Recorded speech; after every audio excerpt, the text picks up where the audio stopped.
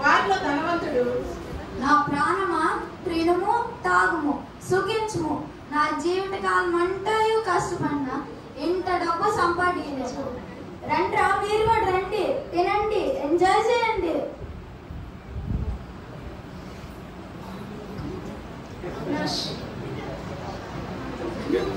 మా ఆకలి అయ్యా ఆకలి,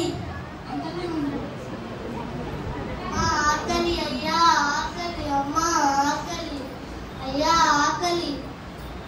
అరే ఎవడ్రా అన్ని బయటకు పంపే. అనొద్దయ్యా అనొద్దయ్యా, నీ బల్ల దగ్గర పడున్న రొట్టి మొక్కలు తింటానయ్యా, తిని నా కడుపు నింపుకుంటాను. మా ఆకలి అయ్యా ఆకలి, అమ్మా ఆకలి అయ్యా ఆకలి. కొంతకాలం తర్వాత లాజరు ఆకలితో తన ప్రాణం విడిచి అబ్రహాం రొమ్మునకు కొనుక్కోబడతాడు. దేవదూతల చేత అబ్రహాం రొమ్ములకు కొనుక్కోబడతాడు.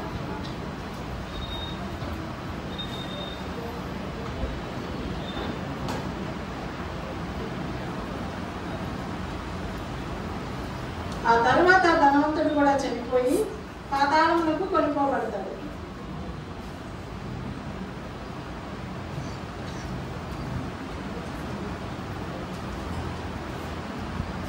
ఏంటి ఆ దరిద్రుడు ఏంటి అక్కడ ఉన్నాడు? నేను కదా ఉండాలి, నేనేమో ఈ మంటల్లో యాటను పడుతూ ఉన్నాను. ఆ దరిద్రుడేమో అబ్రహాం రొమ్మున ఉన్నాడేంటి? తండ్రివైన అబ్రహామా, నన్ను కదిలించు, తన వ్రేలి కొనను నీటిలో ముంచి నా నాలుకను చల్లారిస్తున్నకు ఆ లాజరుని నా యొద్దకు పంపుము. నా కుమారుడా, నీ జీవితం అంతా నువ్వు సుఖం అనుభవించావు, కానీ లాజరు కష్టం అనుభవించాడు. తను ఆ స్థితిలో కూడా దేవుని మహిమపరిచాడు. ఇప్పుడు తను ఇక్కడ సుఖంగా బ్రతుకుతున్నాడు, నువ్వు అక్కడ మంటలో వేదన పడుతున్నావు. అక్కడ వారు ఇక్కడికి, ఇక్కడ వారు అక్కడికి రాజాలకు ఉండినట్లు పెద్ద అగాధం ఉంచబడి ఉన్నది.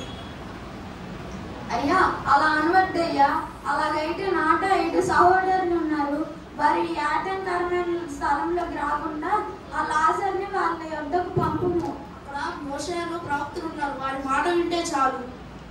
ఒకడు మృతులో నుంచి లేచిన ఎడల వారి మారు మనసు పొందుదురు. మోషేయు ప్రవక్తల మాటలు వినని ఎడల మృతులలో నుండి ఒకడు లేచిన వాడు నమ్మడు. పాతాళం అగ్నిగుండము,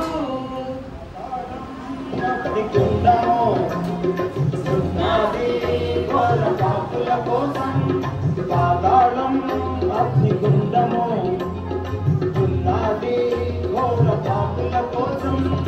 అగ్ని ఆగదు, పురుగు చాగదు, పప్పు పప్పున నదులు చుండెను. అగ్ని ఆగదు, పురుగు చాగదు, పప్పు పప్పున నదులు చుండెను. ధనవంతుడు అగ్నిలో బాధపడుతున్నాడు, ధనవంతుడు అగ్నిలో బాధపడుతున్నాడు. అబ్రహాము లాజరును చూశాడు,